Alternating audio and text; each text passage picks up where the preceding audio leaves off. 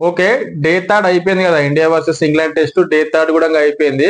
మరి day second end అయ్యేసరికి ఎంత ఉండే ఇంగ్లాండ్ది 77 ఫర్ 3 వికెట్స్ మాత్రమే ఉండే. అండ్ దాని తర్వాత day third first session start అయినప్పుడు డిఎస్పి సిరాజ్ వచ్చిండు, పట్టాపట్ 2 వికెట్లు తీసి పడేసిండు భయ్య. ఎట్లా తీసేసిండు? పట్టాపట్ 2 వికెట్లు తీసి పడేసిండు. అంటే 5 వికెట్లు ఉన్నాయి, జస్ట్ 82 రన్స్ కి 5 వికెట్లు పోయినాయి. అంటే వెంటనే పోయినాయి.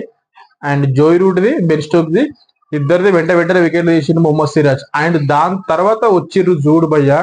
అసలు మ్యాచ్ మొత్తం మనదే, ఇక ఇండియాది అయిపోయింది. ఇక 82కి 5 వికెట్స్ పోయినాయి, ఇక ఇండియానే విన్ అవుతుంది అని చెప్పేసి చాలా మంది అనుకున్నాం, చాలా ఈజీగా అయిపోతుంది అనుకున్నాం. కానీ తర్వాత వచ్చిన హ్యారీ బ్రూక్, జెమ్మి స్మిత్ ఏమాడారు భయ్య, ఎట్లా ఆడిరు ఏంది? మరి ఇంగ్లాండ్ 407 రన్స్ చేసింది. థర్డ్ సెషన్ వరకు ఆడిర్రు, 407 రన్స్ చేసి ఆల్అౌట్ అయ్యారు. మరి దాంట్లో ఎవరెవరు మంచిగా ఆడిరు? మరి ఇంగ్లాండ్ నుంచి 300+ పార్ట్నర్షిప్ అయితే వచ్చింది. మరి ఏ ప్లేయర్స్ మంచిగా ఆడారు? హ్యారీ బ్రూక్ అండ్ జెమ్మి స్మిత్ ఎట్లా ఆడారు దాని గురించి మనం మాట్లాడదాం.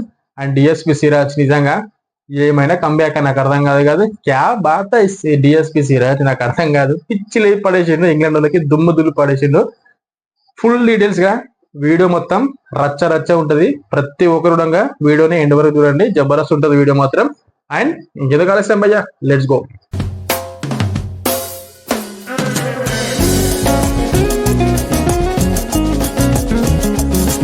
Welcome back to Kiran crazy reviews. First of all, కొత్త వాళ్ళు ఎవరైనా నా వీడియో ఓపెన్ చేసి చూస్తున్నట్టయితే కింద ఉన్న సబ్స్క్రైబ్ బటన్ ని సబ్స్క్రైబ్ చేసుకొని పెట్టుకోండి.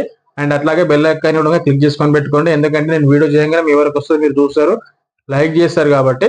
అండ్ ఇప్పుడు మెయిన్ కంటెంట్ మనం స్టార్ట్ చేద్దాం. India versus England second test third day లో అసలు ఏం జరిగింది? 77 కి 3 వికెట్స్ పోయినాయి ఇంగ్లాండ్ వల్ల. మరి దాని తర్వాత వెంటనే వచ్చిన మొహమ్మద్ సిరాజ్ 2 వికెట్లు పడగొట్టిండు.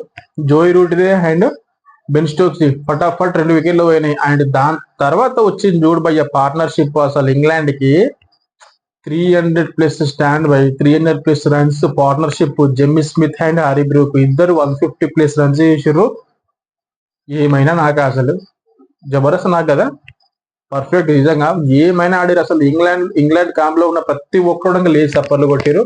మనం కూడా లేచి చప్పట్లు కొట్టాల్సిందే. ఎందుకంటే ఆపోజిషన్ ఇంగ్లాండ్ అయినా వాళ్ళు ఆడిన ఆటకైతే ఖచ్చితంగా రెస్పెక్ట్ చేయాలి. ఎందుకంటే 5 వికెట్లు పోయిన తర్వాత ఆ పార్ట్నర్షిప్ ఇచ్చారంటే అది మామూలు విషయం కాదు కదా. 150+ రన్స్ ఇద్దరు చేసారు, 300+ పార్ట్నర్షిప్. అసలు ఇండియా వాళ్ళకి మొత్తం అసలు ఇరిటేటింగ్ అనిపించింది భయ్య వాళ్ళ పార్ట్నర్షిప్ అయితే. Irritating and frustration. అసలు వికెట్లు పడతలేవు, బాల్ హోల్డ్ అయిపోయింది. బాల్ హోల్డ్ అయిపోయినాక మంచిగా బ్యాట్ మీదకి వస్తుంది బాల్ వేసినప్పుడు, కాబట్టి అసలు వికెట్ ఏడ కూడా రాలేదు. అండ్ ఎప్పుడైతే న్యూ బాల్ ఇచ్చిర్రో దాని తర్వాత చూసుకో, ఇంకా మామూలుగా కాదు. ఆకాష్ దీప్ 2 వికెట్లు తీసేసింది. హ్యారీ బ్రూక్ వికెట్ పడ్డ చూడు, అప్పటి నుంచి ఇంకా వికెట్లు పడుతూనే ఉన్నాయి. అండ్ నెక్స్ట్ మన డిఎస్పి సిరాజ్ గురించి మాట్లాడాలి కదా. ఏమైనా బౌలింగ్ లాస్ట్ లో వచ్చిన వాళ్ళకి ఎట్లయితే బౌలింగ్ చేసి అవుట్ అవుతారో అది చాలా మంచిగా తెలుసు మొహమ్మద్ సిరాజ్ కి. అలాంటి బౌలింగ్ అయితే వేసిండు భయ్య మొహమ్మద్ సిరాజ్. మామూలు బౌలింగ్ కాదు, 3 వికెట్లు తీసిండు దాని తర్వాత. అండ్ ఓవరాల్ గా ఇన్నింగ్స్ మొత్తం చూసుకుంటే మొహమ్మద్ సిరాజ్ 6 వికెట్స్ తీసిండు భయ్య. మరి 6 వికెట్స్ లో మీకు ఏ వికెట్ అయితే ఎక్కువ నచ్చింది కింద కామెంట్ చేయండి ఖచ్చితంగా. నాకైతే ఏ వికెట్ ఎక్కువ నచ్చింది అని అంటే, బెన్ స్టోక్స్ రాగానే బెన్ స్టోక్స్ అవుట్ చేసింది చూడు, డక్ అవుట్ ఒక్క బాల్కే, అది మాత్రం జబర్దస్త్ అనిపించింది భయ్య. జబర్దస్త్ అంటే జబర్దస్త్, ఇంకా మామూలు కాదు. అండ్ దాని తర్వాత ఓవరాల్ గా ఇన్నింగ్స్ లో 407 రన్స్ చేసారు ఇంగ్లాండ్ వాళ్ళు. 407 కి ఆల్అౌట్ అయిపోయారు కదా.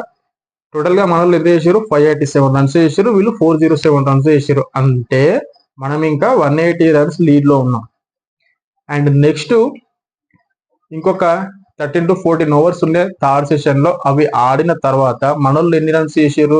64 రన్స్ చేసారు, ఒక వికెట్ పోయింది. ఎస్ఎస్వి జైస్వాల్ అవుట్ అయిపోయిండు. ఎస్ఎస్వి జైస్వాల్ మంచి బ్యాటింగ్ చేసిండు, 6 4s కొట్టిండు, 28 రన్స్ కొట్టిండు.